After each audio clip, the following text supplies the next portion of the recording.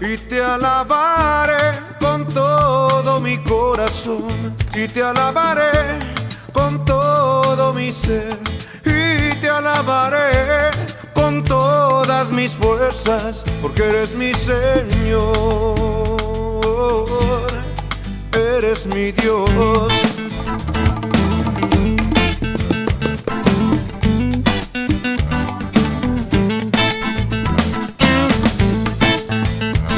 Lo piensa, su opinión.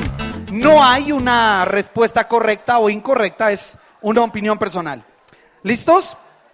Es una pregunta muy sencilla, pero que puede ayudarnos a captar y entender lo que vamos a estudiar el día de hoy. La pregunta que quisiera pedirle que usted platicara con la persona que está a su lado es la siguiente: ¿cuál es la etapa más difícil en el crecimiento de una persona, en la vida de una persona? Desde el nacimiento, el alumbramiento, ¿verdad? Haya sido por cesárea o por parto natural, ¿cuenta? O la niñez, la adolescencia, la juventud, cuando nacen los hijos, o casarse, o cuando los hijos salen y dejan el nido solo, o la etapa de la senectud. ¿Cuál es la etapa más difícil del crecimiento en la vida de una persona? ¿Ya lo pensó? Coméntelo por allí con la persona que está a su lado, por favor. ¿Qué opinan? ¿Cuál es la etapa más difícil en el crecimiento de una persona?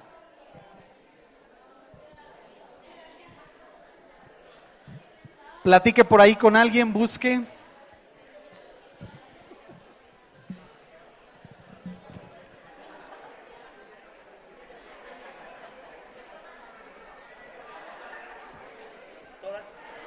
Todas. Muy bien. ¿Ya tienen una? ¿Cuál? ¿Adolescencia? ¿Adolescencia también? ¿Ya tienen una? ¿Adolescencia? ¿Alguna idea? ¿Adolescencia? ¿Cuando los hijos se van? ¿Sí? ¿Correcto? ¿Cuál? La niñez. Ok, muy bien. Correcto. Mire, es bien interesante. No pude obtener la información de todos, pero hubo personas, como seguro las hay allí entre ustedes, que consideran que la etapa más difícil para crecer es la niñez. Algunos otros dicen, no, la niñez es un amor, ¿verdad? Porque todo es fácil, uno solo duerme y come y nada más, y se divierte y todo. Pero lo curioso, que cuando eres adolescente piensas que la niñez es la más fácil que hay. Entonces llegas a la adolescencia y dices, no, la más difícil en la vida de una persona es la etapa de la adolescencia. Y vi varios de ustedes que coinciden que esa es una etapa difícil. Otros aquí pensaron que el matrimonio, cuando te casas, estos ajustes que se tienen que hacer, de que tú dormías así en la cama, ¿verdad? Atravesado, y luego te casas y algunos siguen durmiendo así, pero otros ya los avientan a la orilla y están en la cama en la orilla, sin cobijas, y dicen, no, ese ajuste es terrible. Y mis hermanos acá piensan que es esa etapa cuando tienes a tus hijos viviendo, creciendo en casa, y comienzan cada uno a contraer matrimonio, a casarse, y salen de casa, y se queda ahora, la casa se le llama la época o la etapa del nido vacío, cuando nuestros hijos vuelan y ahora ya ellos empiezan a formar sus familias y viene una etapa de ajuste. Y mire, realmente no existe una respuesta única a esa pregunta. ¿Cuál es la etapa más difícil del crecimiento? No hay una respuesta que sea la más correcta, porque a cada uno nos toca vivirlo de diferentes maneras. Lo único constante, y hasta filósofos y científicos lo han dicho, que lo único constante que hay en este mundo es el cambio. El cambio constante. Ni las piedras son constantes, aunque las vemos allí iguales por ese enfriarse y calentarse y enfriarse, y los cambios de temperatura, después las vemos romperse y agrietarse y se desmoronan y se erosionan. Lo único constante es el cambio. Así que si tú piensas en tu vida, cuando naciste y la etapa de tu niñez, ¿cómo la viviste? Algunos muy difícil, algunos fue nuestra mejor etapa en la vida. Luego entraste a la adolescencia y ¿qué sucedió allí? Cambios, ¿cierto? Muchos cambios. Algunos todavía hablan así, pero otros ya tienen voz de varón, ¿verdad? Porque hay cambios, nuestros cuerpos cambian. Entramos a nuestra etapa de juventud, donde estamos en nuestra máxima plenitud, con nuestra máxima fuerza, máxima agilidad. Algunos decidimos, y nos concede Dios, casarnos y entra una etapa diferente en la vida, nacen nuestros hijos y ahora te tienes que adecuar a que ya no puedes ir a ver cualquier película al cine, ¿no? Porque ya se ponen a llorar y todos te quieren fusilar ahí en el cine, entonces cambia. Después crecen los hijos y viene otra etapa de cambio, cuando gradúan es otra etapa de cambio, se casan es otra etapa de cambio. Y qué difícil, ¿cierto? Cuando llegamos a esa edad donde algunas enfermedades que antes entraban y salían, ahora las enfermedades entran y se quedan, ¿cierto? Le ha pasado a algunos de ustedes donde ya esta rodilla me operaron y ya no es la misma, definitivamente. Ya esta puede cargar un poquito más, pero esta no es la misma y ya es una etapa, una situación en la que me voy a quedar. Ahora, ¿por qué estamos hablando de esto? ¿Qué tiene que ver lo que estamos platicando con la palabra de Dios? Bueno, te voy a pedir, por favor, que abras tu Biblia, encuentra el libro de los Hechos, así se llama, Hechos. Está después del Evangelio de Juan. Mateo, Marcos, Lucas, Juan en el Nuevo Testamento y luego sigue el libro de los Hechos, ¿ok? Y el libro de los Hechos tiene muchas enseñanzas, como cualquier otro libro de la Biblia. Pero lo que vamos a hacer, comenzando el día de hoy, que de hecho, lo comenzamos el domingo pasado con nuestro hermano José Ariel, ayudándonos a estudiar estas verdades de la Biblia.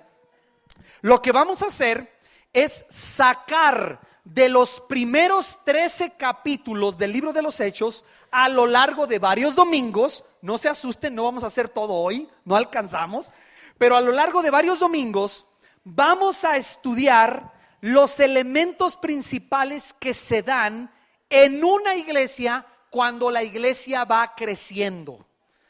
Y vas a notar que así como en tu vida y en la mía, en la infancia necesitábamos mucho amor, mucha dirección, disciplina, establecer patrones, carácter, actitudes. Cuando vamos en la adolescencia necesitamos otras cosas.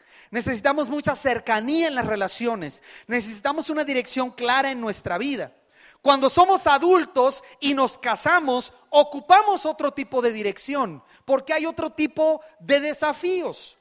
Luego nuestros hijos empiezan a crecer y el desafío de ser padres de adolescentes, cuidado, ese necesitamos toda la gracia de Dios.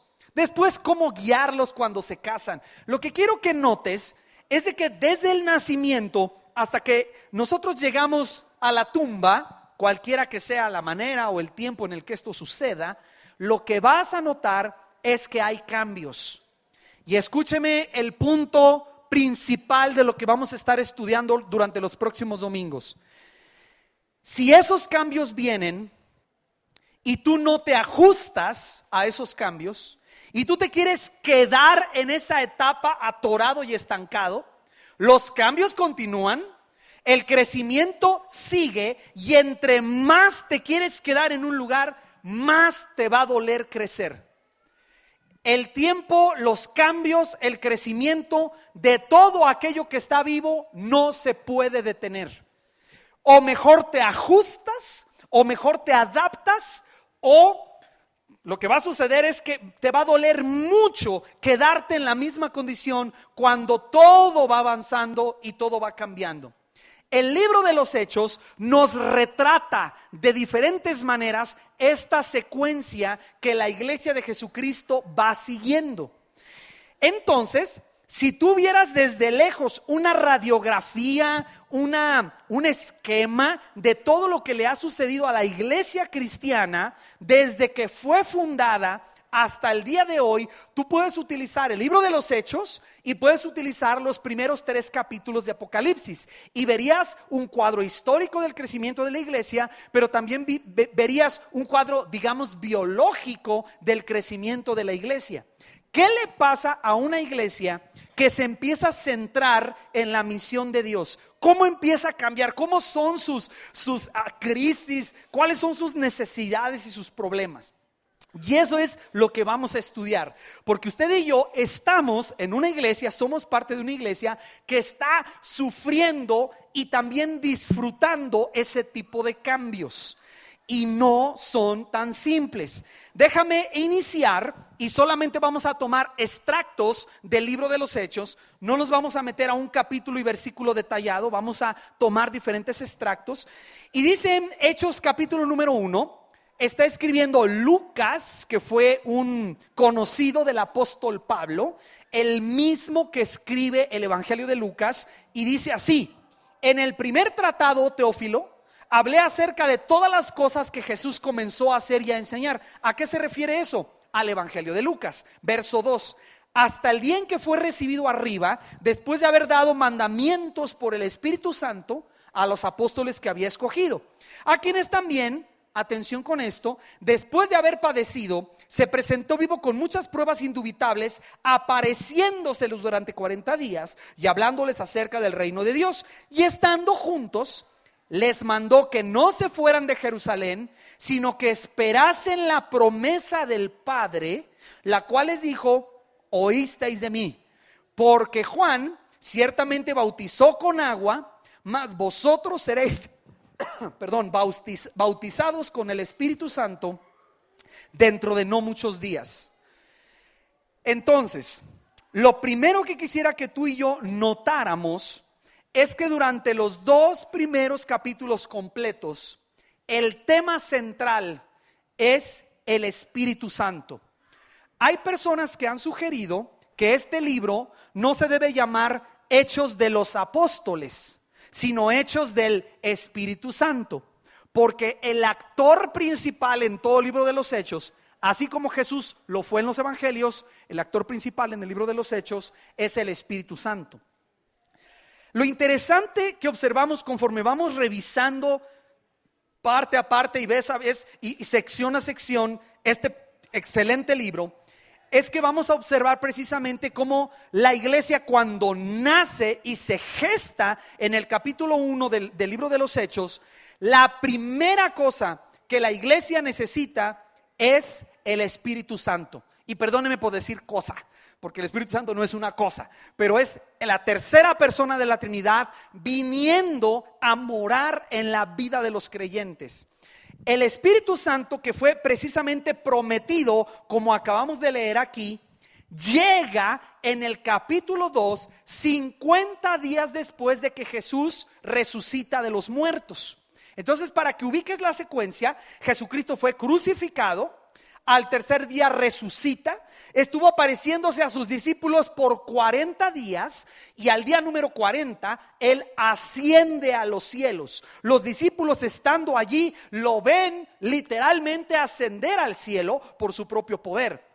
10 días después de que Él asciende al cielo, se cumple la promesa del Padre. Para ubicar de qué estamos hablando, tenemos que entender básicamente esto. Jesús comienza la fundación de la iglesia con 12 hombres, a quienes entrena, cuida, ama por 3 años y medio. Y ellos llegaron a entender que Él venía, Jesús, a traer el reino de Dios a esta tierra, ¿va? Estamos ubicados en esa secuencia. Pero los discípulos les costaba trabajo entender cómo su maestro, el Hijo de Dios que venía a traer el reino en la tierra, cómo cuadraba el asunto de que él iba a morir en la cruz. No les checaba. Si Él venía a traer el reino, ¿por qué no quitaba a ese paganote llamado Herodes y se sentaba Jesús en el trono? No, Jesús empieza a hablar de morir, de que tiene que ir a Jerusalén y va a padecer de los ancianos y lo van a golpear y lo van a crucificar. Y los discípulos no captaban esa información. Y cuando Jesús les enseña que Él va a morir y que al tercer día va a resucitar, tampoco lo captaban. Pero básicamente Jesús, en varias ocasiones, caminando con sus discípulos, se empezó a despedir de ellos. Pero al despedirse de ellos, les da una promesa. y quiero invitarte a que la leas conmigo. Sin perder el libro de los Hechos, puedes poner tu separador allí, tu boletito, ¿verdad? De la promesa de fe que tú hiciste, o tu billete de 500 o lo que traigas. Ponlo allí como separador en Hechos capítulo 1. Y te voy a pedir que me acompañes, por favor, a Juan 14, unas páginas atrás. No es muy lejos de donde ya estás. Unas cuantas páginas atrás, puedes leer en tu casa los últimos días de Jesús sobre esta tierra con sus discípulos. Varias cosas suceden allí, pero en el capítulo número 14, Jesús empieza a hablar de que se va a ir. Empieza a decir: yo voy a regresar con el Padre, me voy a ir otra vez. Y los discípulos que andaban con él ya por 3 años dicen: Señor, nosotros queremos ir contigo. Y Jesús dice: no puedes ir conmigo porque tienen una misión que hacer aquí, pero me van a alcanzar después. Y Juan y Felipe y varios de los discípulos, sin entender lo que Jesús estaba diciendo, le preguntan: Señor, ¿pero de qué estás hablando? Si tú vas a ir al Padre, muéstranos el camino al Padre. Y ustedes recuerdan ese versículo donde Jesús les dice: Felipe, ¿me has conocido y no has visto al Padre? Yo soy el camino. Ese capítulo es. ¿Por qué Jesús dice: yo soy el camino, la verdad y la vida? Porque les dice que se va a ir Él y que los discípulos no pueden venir con Él porque tienen una misión que cumplir en esta tierra. Pero entonces, los discípulos ahí medio agüitados por la situación, y Jesús, viendo que estaban tristes de que Él les dijo que se iba a ir, les hace una promesa. Y quiero que la leas conmigo en Juan capítulo 14, a partir de nuestro versículo número 25. Os he dicho estas cosas estando con vosotros, mas el Consolador, ¿ya vio que tiene mayúscula? Es un nombre propio. Juan 14, 26. Mas el Consolador, ¿quién es el Consolador? Allí mismo lo explica: el Espíritu Santo, a quien el Padre enviará en mi nombre. Él os enseñará todas las cosas y os recordará todo lo que yo os he dicho. Adelántese por favor al capítulo 16. Son solamente unos extractos de esta verdad. Juan capítulo 16. Misma escena, mismo escenario. Tenemos a Jesús hablando con los 12, tristes porque Jesús se va. Y Jesús dice en Juan 16, versículo número 6: antes, porque os he dicho estas cosas, tristeza ha llenado vuestro corazón. ¿Se fijan lo que está pasando con los discípulos? Jesús dice: ya me voy, y los discípulos se entristecen. Verso 7: pero yo os digo la verdad. Miren qué importante: os conviene que yo me vaya. ¿Ya leyó lo que dice su Biblia? Jesús diciéndole a los 12: muchachos, les conviene que yo me vaya. ¿Alguien de ustedes podría pensar realmente en esta situación que sería mejor tener a Jesús en carne y hueso que tener al Espíritu Santo? ¿Cómo serían las iglesias del siglo XXI si Jesús de Nazaret estuviera en carne y hueso en la tierra? ¿Cómo serían las iglesias? ¿Qué opina? Si Jesús de Nazaret estuviera en carne y hueso en esta tierra, ¿cómo serían las iglesias? ¿Qué iglesias tendrían su presencia? Si Jesús viene y nos visita hoy, ¿cómo sería la reunión? ¿Se imagina? Pero ¿cómo sería la de los hermanos de aquí enseguida? Y luego Jesús el otro domingo, su representante lo lleva a la siguiente congre, ¿y nosotros? ¿Por qué? Jesús está diciendo: les conviene, muchachos, que yo me vaya. Ahora, ¿por qué diría algo así? Sigue leyendo tu versículo número 7. Porque si no me fuera, el Consolador no vendría a vosotros. Mas si me fuere, ¿qué promete? Os lo enviaré. Versículo 8. Y cuando Él venga, dice, convencerá al mundo de pecado, de justicia y de juicio. De pecado por cuanto no creen en mí, de justicia por cuanto voy al Padre y no me veréis más, y de juicio por cuanto el príncipe de este mundo ha sido ya juzgado. O sea, Jesús está diciendo que nos conviene a nosotros los seres humanos que Jesús de Nazaret no esté en la carne en este instante, en la carne y hueso, porque enviaría al Espíritu Santo y toda la obra que Dios necesita hacer para cambiar este mundo, la puede hacer solamente el Espíritu Santo. Convencer al pecador de su pecado, ayudarnos a entender que hemos sido recibidos ante el Padre y declararnos y confirmarnos que Satanás ha sido vencido, porque la respuesta y la confirmación de esa victoria es que Él envió al Espíritu Santo. Pero claro que mientras estaban los discípulos con esta situación y caminando con Jesús, cuando Él les da esta información, los discípulos no la captan. No entienden que es mejor que Jesús no esté con ellos y que vaya al Padre, porque si va al Padre y el sacrificio es aceptado, entonces enviaría al Espíritu Santo, y el Espíritu Santo se encargaría de convencer al hombre de su pecado. El Espíritu Santo se encargaría, como dice ahí explicando en Juan capítulo 16 verso 8, convencerá al mundo de pecado, de justicia y de juicio. Las tres cosas.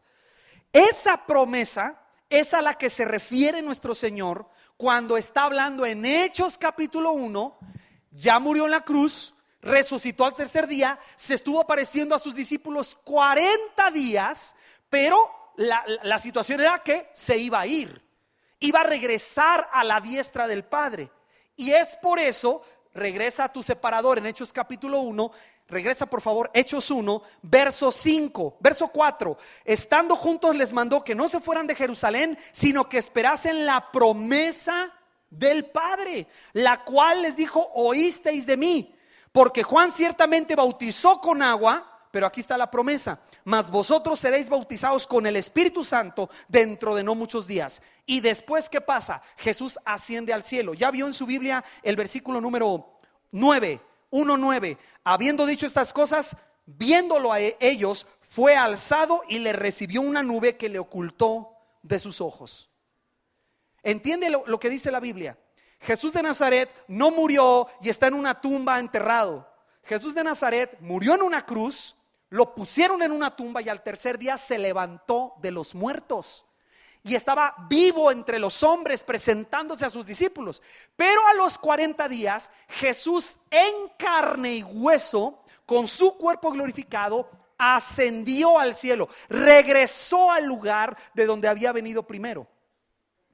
Y solamente 10 días después, el Señor le regala a la iglesia, le cumple esta promesa que había hecho: no los voy a dejar solos, no los voy a dejar huérfanos. El Consolador va a venir y Él les va a dar paz, y Él les va a revelar la verdad, y Él les va a enseñar, y va a estar con ustedes para siempre. Y donde yo estoy, ustedes también van a venir, pero antes de que vengan, yo voy a mandar el Espíritu Santo. Tú puedes leer en tu casa, no tenemos el tiempo, pero puedes leer en tu casa que Judas, al haber traicionado a Jesús, se suicida en una depresión por no entender el perdón, no tener accesible el perdón. Satanás llena su corazón y termina con su vida. Entonces quedaban 11 discípulos y tuvieron que sustituir a otra persona, a esa posición que tenía Judas. Perdonen. Y ustedes y yo podemos leer en Hechos capítulo 1 cómo viene ese otro discípulo para sustituir precisamente a Judas Iscariote. Y usted puede leer de eso, cómo escogen a Matías en el capítulo 23, etcétera. Pero note qué pasa en el capítulo 2. Y quisiera que lo leyeras y me sigas en la lectura que vamos a hacer, porque es sumamente importante entender lo que está pasando. Acuérdate, estamos viendo qué le pasa a una iglesia que está empezando a centrarse en la misión de Dios. A una iglesia que deja de pensar que Dios existe para cuidarles nada más y ahora entiende que la iglesia existe para predicar el evangelio. ¿Cómo crecemos? ¿Qué nos pasa como iglesia cuando empezamos a voltearnos hacia ver la misión de Dios? La primera cosa que ocupas entender tú y yo es que necesitamos al Espíritu Santo de Dios. No es posible hacer la misión de Dios sin la llenura del Espíritu Santo de Dios en nuestra vida. Sin rendirnos al 100% al Espíritu de Dios, la misión no se puede cumplir. La misión es un asunto sobrenatural que solo el Espíritu Santo nos puede capacitar para hacer. Y si intentamos, hermanos, caminar a la misión de Dios sin estar rendidos al Espíritu Santo, vamos a fracasar. Y la buena noticia que te tenemos tomada de la Escritura es que todo creyente en Cristo Jesús tiene el Espíritu Santo de Dios. Solo es cuestión si nos vamos a rendir a Él. Pero esa es la lección número 1. Observa el capítulo 2. Cuando llegó el día de Pentecostés, estaban todos unánimes juntos. Y de repente, aquí está la descripción del doctor Lucas de cómo llegó el Espíritu Santo a la tierra por primera vez en un creyente. De repente vino del cielo un estruendo como de un viento recio que soplaba, el cual llenó toda la casa donde estaban sentados. Observe, no llegó al templo de Jerusalén, llegó a una casa donde estaban los discípulos de Jesús reunidos orando. Dice el verso 3: se les aparecieron lenguas repartidas como de fuego, asentándose sobre cada uno de ellos, y fueron todos llenos del Espíritu Santo. Y mire, comenzaron a hablar en otras lenguas según el Espíritu les daba que hablasen. ¿A qué se refiere esto? Que empezaron a hablar idiomas que ninguno de ellos conocía. Y como evidencia, fruto, resultado de haber venido el Espíritu Santo a sus vidas, ellos empiezan a ser capacitados para cumplir la misión a la que habían sido llamados. Ellos habían sido llamados en Hechos capítulo 1 verso 8, tú te lo sabes de memoria. Pero recibiréis poder cuando haya venido sobre vosotros el Espíritu Santo, y me seréis testigos en Jerusalén y Judea y Samaria y hasta lo último de la tierra. Muy bien, esa es la misión. Sin el Espíritu Santo de Dios no es posible cumplir esa misión. Pero cuando el Espíritu de Dios llega, estas lenguas que tú oyes aquí que están hablando estos hombres y mujeres, no son balbuceos sin sentido, son idiomas que eran perfectamente entendidos por inconversos que hablaban esos idiomas. Y estos hombres y mujeres nunca antes los habían aprendido. ¿Qué es lo que estás viendo? Que como para hacer la misión se necesitan esos idiomas. ¿Qué les da el Espíritu Santo? Esos idiomas. Ese es el punto. Por favor, no dejes que alguien te vaya a confundir diciéndote que si tú tienes el Espíritu Santo, ¿has hablado en lenguas alguna vez?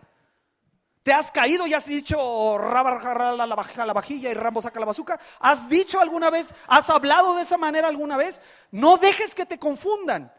En Hechos capítulo 2, este don para hablar otro idioma está en el contexto de la misión. No está en el contexto sobrenatural de lo que sintieron los discípulos. El punto no son los discípulos, el punto es la misión y el Espíritu de Dios viniendo a la iglesia para capacitarla para hacer la misión. No es lo que sienten los discípulos. Aquí el centro no es, y los discípulos hablaron en lenguas y se llenaron de gozo y sintieron calientito y vivieron felices para siempre. No es el punto. El punto sigue siendo Hechos capítulo 1 verso 8, con la misión de Jerusalén, Judea, Samaria, el último de la tierra. ¿Y dónde empieza? ¿Dónde está el epicentro del terremoto que Dios va a mandar en las naciones? En Jerusalén. ¿Por qué allí? Porque allí estaban los discípulos. Allí los mandó y allí llegó el Espíritu Santo de Dios. ¿Qué queremos decir con esto? El Espíritu Santo es lo que nos hace ser iglesia de Cristo en esta tierra. No es posible ser la iglesia de Cristo sin el Espíritu Santo. La iglesia de Cristo, el cuerpo de Cristo, no es una organización. Somos un organismo vivo. Si tú la quieres ver como una organización, hecho, pero es una organización sobrenatural. No somos como una organización de Jafra, perdón, los que vendan Jafra o Avon, no sé qué comercial dar, ¿verdad? o una organización política, no somos un club, no somos un grupo de amigos. El cuerpo de Cristo en la tierra es una organización, un organismo vivo, una organización sobrenatural solamente por el Espíritu Santo de Dios que mora en ti. Eso es lo que nos hace a nosotros ser la iglesia de Cristo. Y es ese Espíritu Santo el que se encarga de empezar a construir su iglesia. ¿Por qué te digo esto? Porque aquí sucede algo bien interesante. Si tuviéramos el tiempo de leer todo Hechos, No tenemos el tiempo ahora, pero te recomiendo que lo hagas en casa. Vas a ver cómo la iglesia se va transformando y se va convulsionando para ser la iglesia que Dios diseñó que alcanzara a las naciones. Primer paso, tiene que tener vida. ¿Quién da esa vida? El Espíritu Santo. Y es el Espíritu Santo el que hace a ese grupo de personas ser el cuerpo de Cristo. Y es el Espíritu Santo el que hace posible que la iglesia haga su obra en la tierra. ¿Por qué digo esto? Porque no tenemos el tiempo, pero Pedro, cuando estos hombres empiezan a hablar los idiomas, dice Hechos que había gente que había ido en peregrinación desde sus tierras a la zona de Jerusalén para presentar ofrendas. Entonces eran judíos, pero como vivían en el Ponto, hablaban ese idioma. Como vivían en Egipto, hablaban egipcio y hebreo. Y como vivían en Capadocia, hablaban ese idioma. ¿Me explico? Hablaban griego y muchos idiomas. Cuando están en Jerusalén y oyen un estruendo en la ciudad, ¿te imaginas el tronido que se ha de haber escuchado? Y empiezan a ver ese alboroto tremendo. Se acercan a la casa y empiezan a ver a este grupito de seguidores de Jesús que tenían algo como lumbre en la cabeza. Que esto es sobrenatural, ¿entiendes? Dice lenguas repartidas como de fuego. No está diciendo lenguas de estas, sino flamas en la cabeza. Llegaron al lugar y hubo un estruendo enorme. Y entonces los discípulos traían algo como de fuego en la cabeza y empiezan a hablar en el idioma que ellos entienden. Cuando la gente se pregunta, ¿qué quiere decir esto? ¿Qué es esto que está pasando? Unos decían, es que andan borrachos. Estos cristianitos, ¿verdad? No les decían cristianos todavía, pero estos discípulos del maestro andan borrachos. Y alguien decía, no, ¿cómo borrachos? Si son las 3 de la tarde, esa no es hora para andar tomando, a menos que tengas problemas muy serios. No es hora para andar. Entonces Pedro se pone de pie. Mira, ahora este discípulo que había negado a Jesús, que había sido bien impulsivo, que había sido un hombre en bruto, ahora que recibe el Espíritu Santo, se levanta, se pone de pie entre los 12 y les empieza a predicar un sermonazo a los judíos que preguntaron, ¿qué quiere decir esto? Ojalá tengas el tiempo, hermano, de leerlo en tu casa. Es fascinante lo que Pedro predica en su primer sermón público en Hechos capítulo 2. Esencialmente, Pedro lo que hace es esto. A los judíos les dice, ¿se acuerdan que nosotros judíos estamos esperando al Mesías? Sí, claro que sí. Pues sucede que hubo un hombre enviado de Dios que se llamó Jesús, que hizo señales y prodigios y milagros. Y a ese Jesús, cuando tú ves las profecías, resulta que el Mesías que estábamos esperando y este Jesús de Nazaret son el mismo. Son el mismo.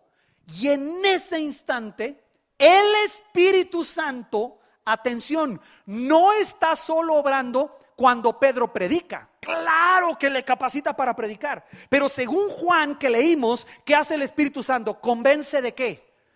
De pecado. Entonces están estos hombres judíos esperando al Mesías, fueron a una fiesta judía en Jerusalén anhelando la venida del Mesías. Ven este estruendo y Pedro les ayuda a hacer la conexión de que Jesús de Nazaret, varón aprobado por Dios entre los hombres con señales y prodigios, es el Mesías. Este Jesús de Nazaret es el Mesías. Y luego Pedro les avienta una bomba ahí encima cuando el Espíritu de Dios está trabajando en ellos. Y te voy a invitar a que la leas, por favor. Es sumamente importante. Ahí en tu versículo número 32. Perdona que entre a la mitad de los pasajes. No me gusta hacer esto, pero es la única manera que lo podemos ver. Hechos 2:32. A este Jesús, fíjate lo que está diciendo Pedro, resucitó Dios, de lo cual todos nosotros somos testigos. Así que exaltado por la diestra de Dios y habiendo recibido del Padre la promesa del Espíritu Santo, ha derramado esto que vosotros veis y oís. O sea, en realidad Pedro les está contestando la pregunta: ¿qué quiere decir esto? Déjenles explico. Y empieza con Joel, un profeta, y luego se mete con David, y luego Jesús de Nazaret, cómo nació, su vida, su muerte, su resurrección. y a la venida del Espíritu Santo. ¿Qué está haciendo Pedro? Explicándoles. Pero atención, el Espíritu no solo está obrando en Pedro. Sigue leyendo en tu versículo número 34. Porque David no subió a los cielos, pero él mismo dice, dijo el Señor a mi Señor, siéntate a mi diestra hasta que ponga a tus enemigos por estrado de tus pies. Y aquí viene la bomba. 36. Sepa pues ciertísimamente toda la casa de Israel que a este Jesús, ¿notas que no dice Jesucristo? ¿Notas que dice Jesús? A este Jesús a quien vosotros crucificasteis, Dios le ha hecho Señor y Cristo. Y están estos hombres ahí perplejos, oyendo en su idioma este mensaje, porque todos los cristianos empezaron a hablar en lenguas y dice que hablaban las maravillas de Dios. No estaban bla, bla, bla, bla, bla, bla. Les estaban hablando en su propio idioma las maravillas de Dios. Y estaban perplejos. Este tipo no sabe mi idioma. ¿Cómo es que yo le entiendo? ¿Cómo es que está hablando un idioma que nunca había escuchado? El Espíritu Santo está trabajando allí en ellos. Y cuando Pedro, con el poder del Espíritu, dice: a este Jesús, a quien ustedes han crucificado, el Señor nuestro Dios le ha hecho Señor y Cristo. Los hombres que están allí, una gran cantidad, se les rompe el corazón. ¿Por qué? Porque el Espíritu Santo está trabajando para convencer a esas personas de su propio pecado. ¿Te imaginas? Han anhelado la venida del Mesías por miles de años, literalmente, miles de años. Su abuelo les contó que un día vendría la esperanza de Israel, el Salvador del mundo. El bisabuelo les contaba de las maravillas de un Dios que había prometido a un sucesor de David. ¿Y te imaginas ser la generación que cuando el Mesías viene lo matan? Para nosotros ya es, los judíos lo mataron. Pero mira, por un segundo, ponte en el zapato de un judío. La esperanza de Israel, esperada por miles de años, el Salvador del mundo, el que trae la paz, el Dios eterno, Padre eterno, Dios fuerte, príncipe de paz. Y cuando llega, tu propio pueblo lo mata. ¿Te imaginas? Ahí es cuando el Espíritu Santo, permítame usar la frase juntando toda la Biblia, toma la espada de la palabra y se las entierra en el corazón y le da vueltas. Porque dice en el versículo 37, obsérvalo, 37, al oír esto, está hablando de los judíos, se compungieron de corazón. ¿Alguien de ustedes ha usado esa palabra alguna vez? No, es que ahorita ando compungido.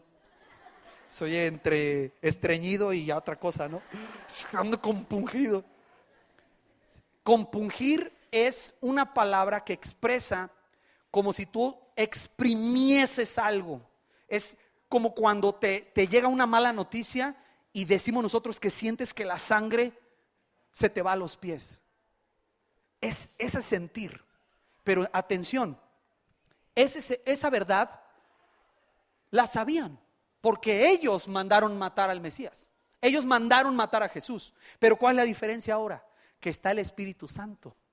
Y que cuando está el Espíritu Santo y tú arrojas una verdad, el único que puede bajar la verdad de aquí es el Espíritu Santo de Dios. Nadie más puede hacer eso.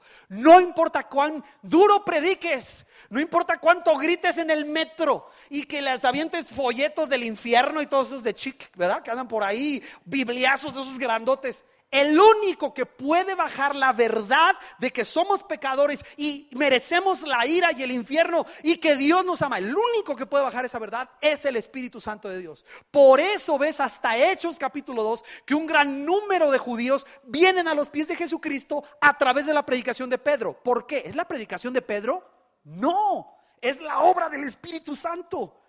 Se compungieron de corazón y dijeron: varones hermanos, ¿qué haremos? Ese ¿qué haremos? No es, bueno, ¿y ahora qué hago? No es, ¿y ahora qué haremos? ¿Cómo es posible que el Mesías prometido lo mandamos a la cruz? ¿Qué hacemos? Y Pedro les contesta: arrepentíos y bautícese cada uno de vosotros en el nombre de... ¿Se fija por qué se junta aquí? Jesucristo. También, no dejes que te asusten mis hermanos apostólicos. Llegan los apostólicos, ¿en qué nombre fuiste bautizado? No, pues en el nombre del Padre, del Hijo y del Espíritu. Estás mal, te tienes que bautizar en el nombre de Jesucristo, como dice Hechos capítulo 2, versículo 38. Y te marean todo. No, a los judíos se les pide, en el caso de Pedro, que se bauticen en el nombre de Jesucristo. Porque ¿qué implica? Implica aceptar que Jesús de Nazaret es el Mesías. Arrepiéntanse, bautícese en el nombre de Jesucristo para perdón de los pecados y recibiréis el don del Espíritu Santo. Wow. Y mira, interesantemente, ¿qué dice tu Biblia? Allí en el versículo número 39, porque para vosotros es la promesa y para vuestros hijos y para todos los que están lejos, para cuantos el Señor nuestro Dios llamare. Y con otras muchas palabras testificaba y les exhortaba diciendo: sed salvos de esta perversa generación. Aquí está la obra del Espíritu Santo. Así que los que recibieron su palabra fueron bautizados, y observa qué hace el Espíritu Santo. Se añadieron aquel día como 3,000 personas. Pregunto, ¿quién fue? ¿Pedro o el Espíritu Santo? Obvio que es el Espíritu Santo. No son hechos de los apóstoles, es hecho del Espíritu Santo, usando a Pedro, que muy valiente se levanta y lanza la palabra, y conocía su Antiguo Testamento y sabía cómo aplicar la profecía de Joel, y sabía la diferencia entre Jesús y el Cristo.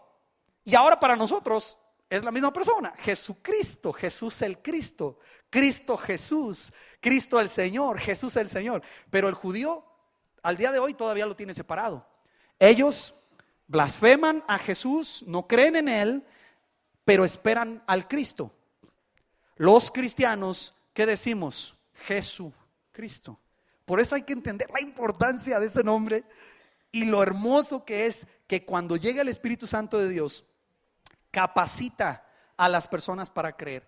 Entonces, déjame decirlo así: la iglesia no es iglesia sin el Espíritu Santo. ¿Qué es lo primero que ocupamos entender? Que ocupamos al Espíritu Santo, porque el Espíritu Santo convence de pecado. Estos hombres están oyendo y reconocen que ellos han cometido uno de los peores pecados en toda la historia: matar al Hijo de Dios. Él entregó su vida, pero dice fue por manos de hombres pecadores. Sin el Espíritu Santo eso no es posible. Segundo, el Espíritu Santo revela a Cristo a una persona. Fíjate qué hace el Espíritu de Dios. Lo primero que va a hacer es le va a mostrar a la persona que está vacío, que tiene pecado en su vida, que la ira de Dios está sobre él o sobre ella. Esa convicción solo la puede hacer el Espíritu Santo. No la puedes hacer tú, hermano. Entonces, algunos de nosotros ocupamos empezar a predicar bien duro, más duro. Algunos de nosotros ocupamos dejar de predicar y empezar a orar por esas personas. Ya les hemos predicado mucho. El único que puede convencerles es el Espíritu Santo.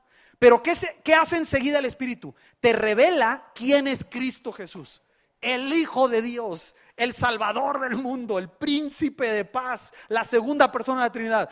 Y te vas de espaldas por entender que ese Dios poderoso mandó a su Hijo amándote a ti para morir en una cruz en tu lugar. ¿Y eso qué causa? Un enamoramiento, como cantábamos hace un rato. Un enamoramiento de quién es Jesús. Entonces, fíjate, ¿qué hace el Espíritu de Dios? Me convence de pecado. Segundo, me ayuda a revelarme a Cristo. ¿Quién es Jesús? Tercero, muy importante, me da el nuevo nacimiento. Porque si no nazco de nuevo, si no he nacido de nuevo, no puedo ver el reino. Sin el Espíritu de Dios no hay nuevo nacimiento. ¿Te fijas la secuencia? Me convence de mi pecado, me ayuda a entender quién es Cristo, me da la vida nueva.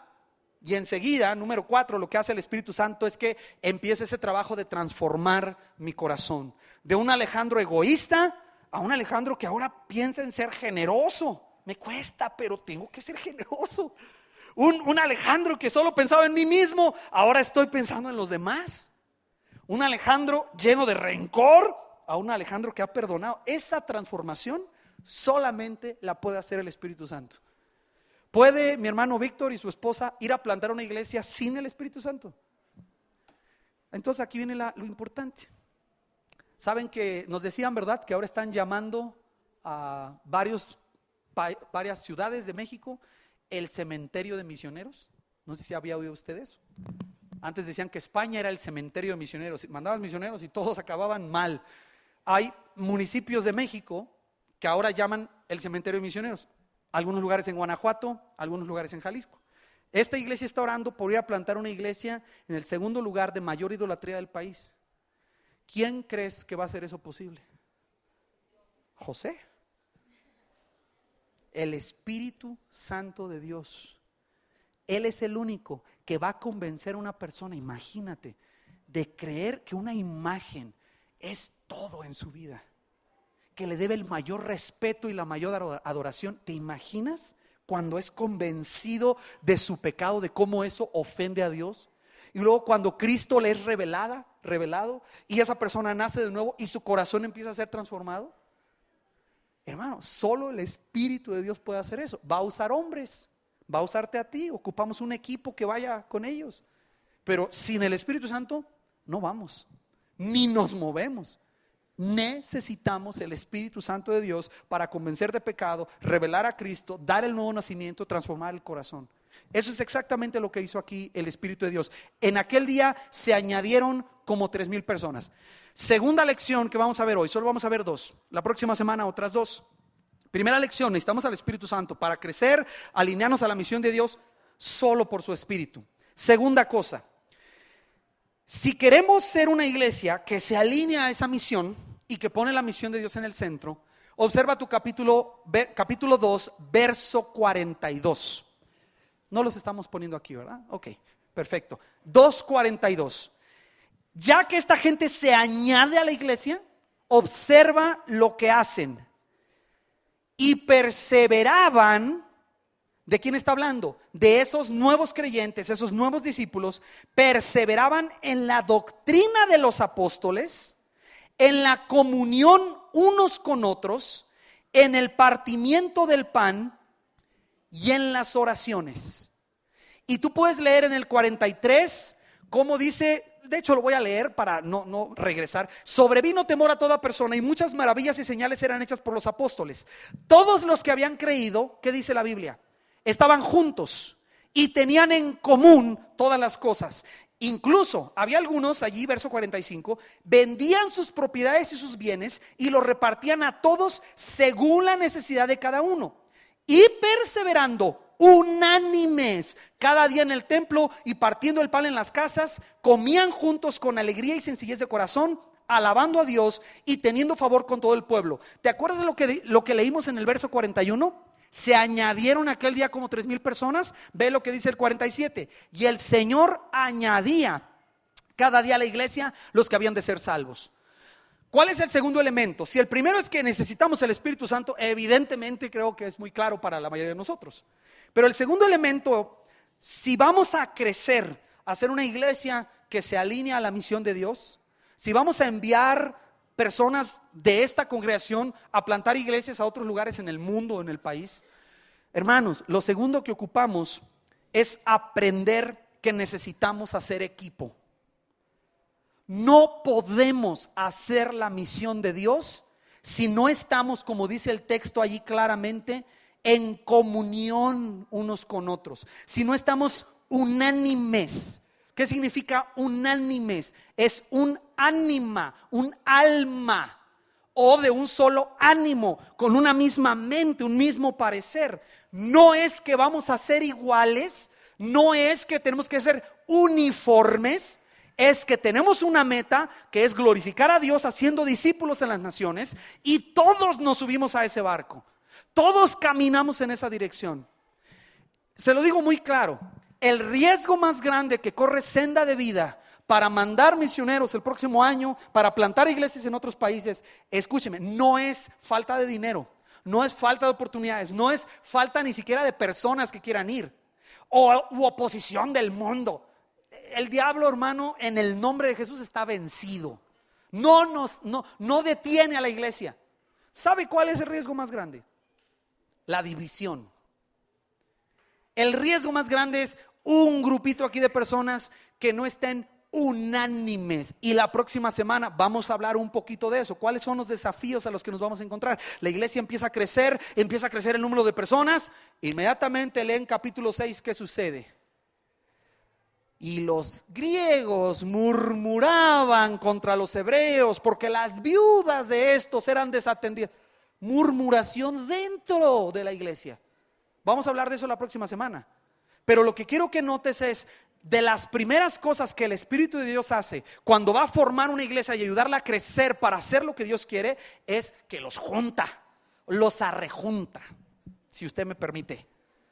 Nos ayuda a comprender qué es ser una iglesia. Y hay 4 elementos, los puedes ver en tu verso 42 y tú encuéntralos. ¿Cuáles son las 4 cosas que debemos hacer como iglesia? Las cosas básicas, esenciales. ¿Qué opinas? Perseveraban en la doctrina de los apóstoles, la enseñanza bíblica esencial, hermano. En tu célula, aplicar la palabra, venir a la reunión para adorar en grupo, aprender la verdad de la Escritura. ¿Qué ocupamos como iglesia? Meternos a la palabra. Y te lo digo bien derecho, ¿sale? Nunca he sido una persona de andar trayéndote libros y ondas y modas que andan por ahí predicándose. Dime si ha sido diferente. Siempre hemos intentado traerte a la Escritura y les hemos enseñado, si no está en la Biblia, no lo crea. Si su pastor enseña una cosa diferente a la Biblia, regáñelo, exhórtelo, repréndalo. La autoridad de la Escritura. ¿Qué ocupa esta iglesia para hacer la misión y ser una iglesia que cumple la misión? Perseverar en la doctrina de los apóstoles, meternos a la palabra. Nada de andar trayendo ondas nuevas y rollos nuevos. Hermanos, si es nuevo no es bíblico, y si es bíblico no es nuevo. Muy simple. La palabra. Segunda cosa, ¿qué opina que tenemos que hacer? Dice que ellos perseveraban en la doctrina de los apóstoles. ¿Qué más? En la comunión unos con otros. Comunión. Lo que tenemos en común. No nos unimos porque todos le vamos al Cruz Azul o porque todos le vamos al América. No es eso lo que nos une. ¿Ha visto, cómo se llama? Ya llegó Vicky, Arturito, eres del América. ¿Cómo se llama la porra del América? ¿La Monumental? Ok, ¿ha visto que amablemente le piden el servicio de autobús a un chofer y se suben todos a un autobús o un micro? ¿Los han visto cómo van cantando y con sus banderas? ¿Se imagina si uno del Puma se sube ahí? O uno de, ¿cuál es el peor enemigo del América? Las Chivas, perdón, las Chivas del rebaño sagrado, claro. Se sube ahí a ese autobús, ¿qué crees que le harían? Lo bendicen, ¿verdad? ¿Por qué? Porque no tienen nada en común. Nada en común tienen. Si acaso algo en común es que les gusta el fútbol y que son apasionados, pero no tienen nada en común. En una iglesia no nos unimos porque tenemos nuestras cosas diferentes en común. Estamos aquí porque Jesucristo es mi Señor y eso lo tengo en común con ángeles. Creo la palabra de Dios y eso lo tengo en común con Alonso. Creo la Escritura hasta el fin y quiero ver su misión cumplida y eso tengo en común con Abraham. Y eso nos une. Jesucristo es nuestro Señor. En esa unidad y en esa comunión puede haber las diferencias que sea. No pasa nada. Y en una iglesia es el único lugar donde puedes ver a uno del Chivas y uno del América darse un abrazo. Solo en la iglesia, así debería de ser. Aunque por dentro están orando que gane su equipo y todo eso. Pero, ¿me entienden lo que quiero decir? La comunión. Y aquí nos estamos refiriendo directamente a esta responsabilidad que tú tienes cuando vienes a esta iglesia. Tú tienes una responsabilidad. Tú traes palabras de ánimo ahí y tú las puedes soltar con una persona que necesita esas palabras de ánimo. Eso es la comunión y la ocupamos. Entonces observa, el Espíritu Santo va a preparar a su iglesia para cumplir la misión más importante del mundo. Les da el Espíritu Santo y los une. Eso es lo que hace el Espíritu de Dios. ¿Cómo? Métanse a la palabra. Segundo, tengan comunión. Tercero, mire qué sencillo es esto, y esto es muy padre. Estaban perseverando ¿en qué?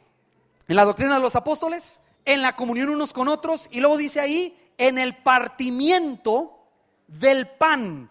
Déjame explicarte rápido, no voy a tomar mucho tiempo, pero el partimiento del pan, aquí en Hechos, en este contexto, se refiere a dos cosas básicas. La primera, con una profunda implicación espiritual, se refiere a la cena del Señor.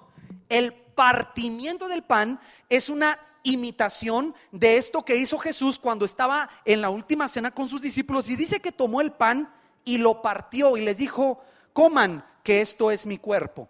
Y les pidió a sus discípulos que cada que se reunieran hicieran eso en memoria de él. Que por cierto a nosotros nos hace falta, ¿verdad? Hacer nuestros tiempos de Santa Cena, se le llama, o la comunión.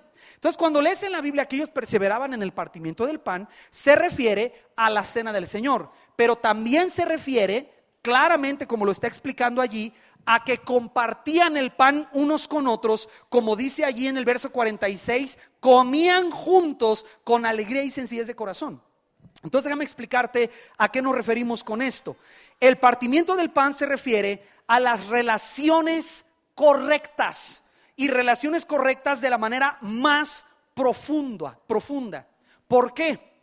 Si yo estoy mal con Ubaldo, si yo estoy mal con Ania, yo no puedo venir a la mesa del Señor como si nada, ¿o sí? Tendrías que ser un poquito cínico para venir a la mesa del Señor. Señor, qué padre estar en tu mesa, gracias que me recibes. Y andas peleado con el hermano que está ahí a un lado de ti o atrás. No cuadra. Lo que está indicando este pequeño pasaje es que para poder participar en el partimiento del pan, nuestras relaciones tienen que estar bien. No podemos comer juntos y estar peleados. ¿Ha sido una cena de Navidad donde la gente no se habla? A mí me ha tocado, y no de Navidad, me ha tocado de otras cosas. Es bien difícil. Me han tocado hacer bodas donde acá están los de la novia y acá los del novio y no se hablan. Se ven así como si quieren. Es horrible, se tensa toda la reunión. Cuando dice ellos perseveraban en el partimiento del pan, indica la importancia que tiene que tú y yo estemos bien en nuestras relaciones, como para poder ir a la mesa del Señor y compartir. ¿De qué estamos hablando? De hacer equipo. Perseverar en la palabra. Acuérdate que tienes en común con tu hermano. Y el partimiento del pan, que literalmente también significa veámonos para comer juntos. Ocupamos tener compañerismo. Y a los cristianos no nos gusta comer, pero bueno, podemos hacer un sacrificio, ¿verdad? 4, terminamos con esto. Número 4, dice el versículo 42, en el partimiento del pan y en las oraciones. ¿Te fijas? La oración. Si estamos hablando de unirnos como equipo, necesitamos ponernos a orar, vernos para comer, tomar la cena del Señor, estar en comunión los unos con los otros y meternos a la Biblia. Si tú a eso quieres meter tu equipo de fútbol, puedes traer división. Si tú a eso quieres meter tus opiniones sobre este color está mal, debería de ser ese. Esos arreglos son mundanos, porque asemejan esferas de Navidad que son del diablo. Entonces, y tú quieres hacer de eso un asunto, vas a traer división. ¿Cómo podemos mantener el equipo junto mientras vamos a la misión? La doctrina de los apóstoles, la comunión unos con otros, el partimiento del pan y las oraciones. No es complicado, hermanos. Pero quiero insistirte, los ataques a Senda de Vida van a venir de adentro. Ojalá no seas tú, pero van a venir de adentro. No me asusta cuando vengan, van a venir, pero ojalá no seas tú. Ojalá no seas tú la causa de que tu célula está desanimada o que ya no quiere caminar o que cuestionan una cosa.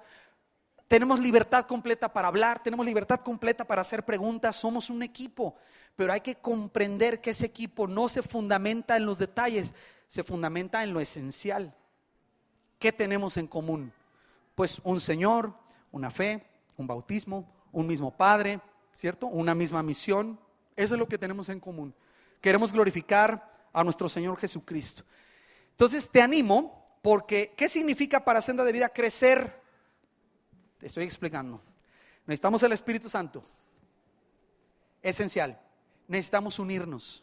¿Dónde estás observando por ahí que alguien está alejándose, alguien está caminando muy lejos? Necesitamos con amor atraer a esas personas y animarles y amarles y hablar a su corazón. Aquí necesitamos el trabajo de ustedes, líderes. Es esencial. Sin unidad no podemos seguir caminando. Vas a ver qué interesante se pone conforme va avanzando el libro de los Hechos, cuando comienza el sufrimiento que va a venir. A algunos puede costarnos un precio alto hacer la misión. Después viene otra etapa donde el Señor es literalmente y exclusivamente y directamente y específicamente dice: a ver, apártenme a este y a este, que los voy a usar, y los saca del contexto de la iglesia local. Y cuando eso sucede y son enviados, otros líderes se tienen que levantar a tomar esas funciones. Vas a ir viendo cómo a la iglesia le cuesta crecer para ser la iglesia que tiene que ser. Pero si nos adecuamos, si dejamos que Dios nos ayude a crecer, le aseguro, hermanos, que vamos a hacer una congre que va a estar alineada en el propósito de Dios. Y Dios va a hacer su obra como siempre la ha hecho. ¿En qué área de estas dos tú necesitas hacer un ajuste? En el Espíritu de Dios. ¿Estás intentando hacer obras por tus fuerzas y no por el Espíritu? ¿Estás dirigiendo una célula en la carne en lugar del Espíritu? ¿Quieres evangelizar a tu vecino a bibliazos en lugar de con el poder del Espíritu Santo? ¿O eres una persona que te está costando ver cómo tú calzas en esta misión que tenemos? ¿Cuál es tu papel? Ninguno de los proyectos me llama la atención ahora. ¿Cuál es mi papel? Y a lo mejor tú estás luchando con la unidad. Necesitas alinearte, ver a Dios, orar, qué es lo que Él te está indicando. Porque a lo mejor esa inconformidad no quiere decir que tienes que salir, quiere decir que tenemos que hacer ese ministerio nuevo. Y esta es tu plataforma para lanzar ese ministerio.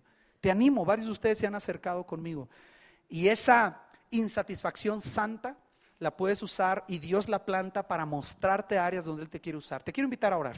Señor, gracias por tu palabra. Gracias por este libro de Hechos tan claro, tan bonito, que nos muestra cómo formaste a tu iglesia que ahora está impactando al mundo en muchos países, y cómo nosotros que hemos venido creciendo como iglesia y nos hemos venido ajustando, ahora que viene esta nueva etapa en nuestra vida, tú quieres mostrarnos, Señor, qué sigue para Senda de Vida. Y gracias porque nos muestras en tu Biblia claramente cómo van a ser nuestras etapas de crecimiento, qué necesitamos hacer. Y hoy, gracias por recordarnos que estamos aquí por tu Espíritu Santo y que solo por tu Espíritu Santo podemos hacer tu obra. No nos dejes caminar adelante de lo que tú estás haciendo. Permítenos tener tu dirección, no solo tu bendición. Oramos porque nos cuesta muchas veces mantener la unidad de tu cuerpo, mantener la unidad del Espíritu y preservarla, porque mi humanidad se mete en el camino, mi orgullo, mi desesperación, mi impaciencia, mi propia opinión particular. Y ayúdanos, Señor, a entender en qué consiste tu misión y cómo tú has diseñado tu cuerpo, la iglesia, para que en medio de una unidad preciosa exista una diversidad increíble, Señor. Impresionante. Gracias por hacernos tan diferentes. Gracias por poner en nuestro corazón diferentes pasiones, diferentes anhelos y cargas que tú has plantado, porque esa es la expresión más bonita de tu cuerpo, cuando hay tanta diversidad en medio de una unidad que se fundamenta en tu palabra, en la comunión, en el partimiento del pan y en la oración. Gracias, Señor. Llévanos con bien a casa, ayúdanos a pensar en estas cosas y que esta semana en nuestras células empecemos a aplicar concretamente lo que significa alinearnos en tu misión. Gracias en el nombre de Jesús. Amén. Y te alabaré con todo mi corazón, y te alabaré con todo mi ser, y te alabaré con todas mis fuerzas, porque eres mi Señor, eres mi Señor, eres mi Señor, eres mi Dios.